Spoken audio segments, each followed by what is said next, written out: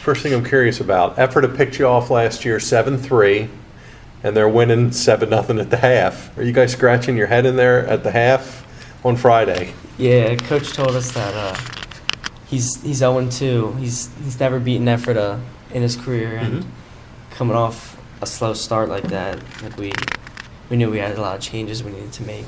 Okay. We picked it up in the second half. Okay. What happened in the locker room? Somebody throw down a challenge? Somebody speak up and bark a little bit? What was that like Friday? Coach, he kicked everyone out, all the coaches out, water boys out, and just left us as a team, and Lee just took over.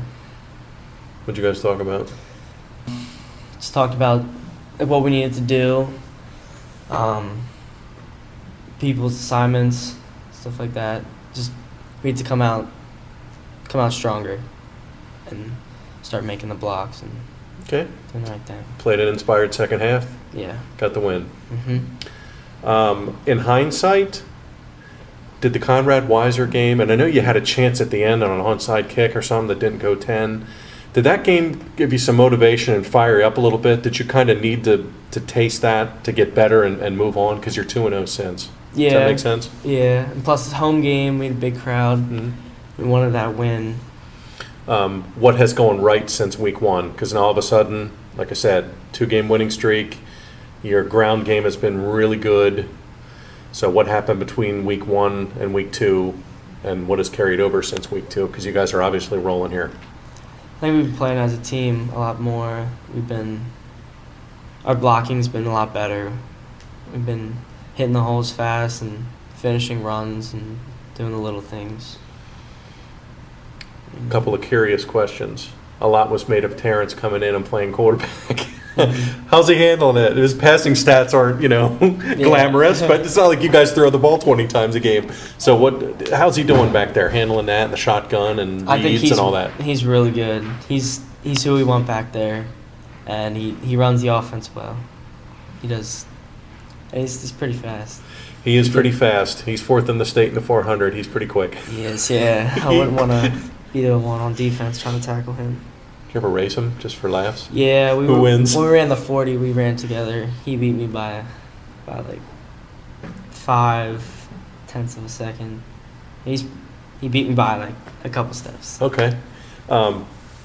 Is that progressing? Do you feel good? The more reps you get, the more practices you get, the more time you guys get on the field? Do you feel it coming together a little more, line, run game? Definitely. Our practices have been a lot more up-tempo, and we've been getting at it more. We've been putting the guys that don't play offense, that are starting defensive players on defense, so we get a better look instead of playing against JV players. Okay. You lost some linemen who were studs, and one of them's playing at Akron, but here you are again. You got a really good line back. Yeah. How are those guys? And tell me who they are, introduce them across the front, and how has that unit been? Because they're your best friends. Yeah, well, we have Luke Rios. He's a stud up there. He's backside tackle. We got Aki Berhanu and Brian Dobson switching back and forth. Okay. They worked hard in the offseason. Brad Herb, he's a guard, right guard, and when left guard they switch sometimes. Okay. He's an animal. He works out. He loves getting stronger, and he got a lot bigger. He played a little last year. Tyler Good, he was the one that got injured last year, first game. He's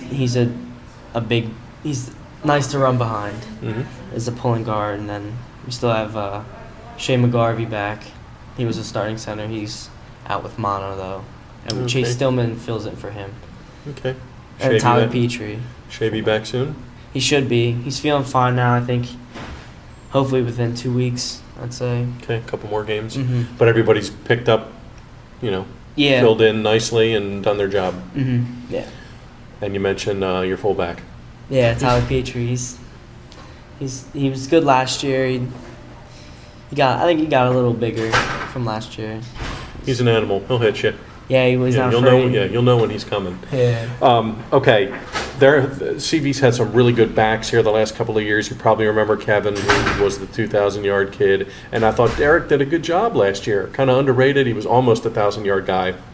Have you just kind of been waiting your turn and picking their brains and watching what they do, and how's your progress been since you've come up? Yeah, I mean, Kevin was an all-star. He was a lot stronger than Derek, and he had a different way of running. Mm-hmm. Derek's a little quicker. Well, Kevin's quick, but Derek's he's a little more shiftier. Mm-hmm. And then I feel like I'm kind of in the middle. Like I'm not really a big, strong guy, obviously, but I'm pretty quick. You got your own little style there. Yeah.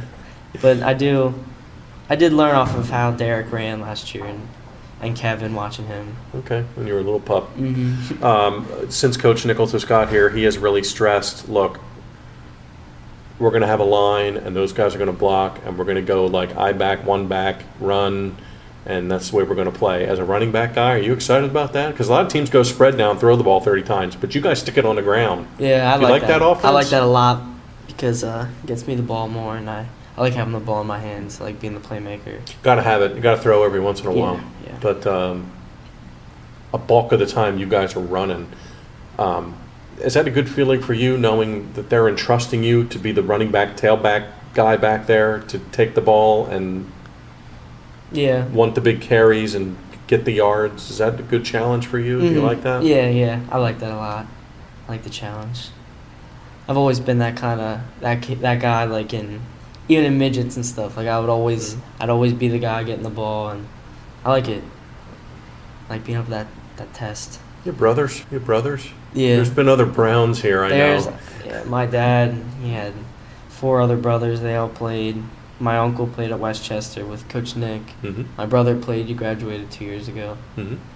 But so you had no choice. You had to play football for CV. Yeah, I'm the last Brown, though. I'm the last one. What's that mean to you? Kind of living up to everybody's. It means a lot. Yeah, it's a big deal to be the last one. I gotta make my family name proud. You're off to a good start here. Yeah. Have you pinched yourself yet? I mean, when you look later tonight, you're the leading rusher in the league. Yeah. Does that surprise you when you see that? Is that a cool feeling? You should be looking at your stats anyway. But, you're the top rusher in the league. So, I mean, that's like kudos to your line and kudos to, you guys are getting stuff done. But have you pinched yourself over the success a bit? Or yeah, no? I mean, I saw I had a good game against Ephrata, and I didn't know how many yards I actually had at the end until I saw the newspaper the next day, and then I saw my dad was telling me like Roman Clay had like 170 or something, and since he was above me by like 10 yards. He's been one keeping me updated on it. Okay. On where I was, and then I found out that I was leading the league, and it's a big deal to me. Yeah. It's a pretty That's big got to drive accomplishment. you to keep going. I mean, because everybody's going to look to see what you do now. Yeah, it does. Okay, so second half, you popped 2 touchdown runs against Ephrata. Mm-hmm. What did that mean to you? To score and come back, like you said, you guys kind of had your own little team powwow at half. Mm-hmm. So to contribute like that, have a big night, get the touchdowns. What did that mean? Petrie, the fullback linebacker, he got the fumble recovery that turned the game around. The next play, I went around, bounced to the outside, and Mike had a key block, and I came right around the outside. It was a game-changing play, I feel.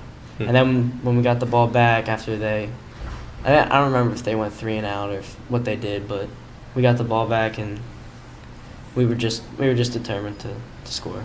We were gonna win that game. Once you got the one in, you kind of felt momentum coming your way. Yeah. Also had a pick. Yeah, and then I fumbled. And I was so mad. Talk me through the pick though. What was that play? They ran like a 10-yard out, and I was I think I had deep half on that, or deep third, and they overthrew it, and it just was right in my hands. And then I returned it like 50 yards, I think it was. And then one kid, when I had to beat, and he hit his helmet right on the ball, and they got it back. They got it back. Well, it still goes down as a pick, though, in the stats. Yeah. You're good. You're good. Hey, you guys are going to districts the last couple of years here. You guys win. I mean, you had that little down stretch. You're probably in middle school or elementary school, but they had a couple of years where it was not good. But now you guys go to districts. You're in the section race, and here you're 2-1. do you like the program and the way it feels around here? And Yeah, what's it like? Well, my brother was on the team that went like 1-9, and then like 2-8 or something like that. And then Coach Nick came, and they turned that around, and that switched the whole CV football like program completely.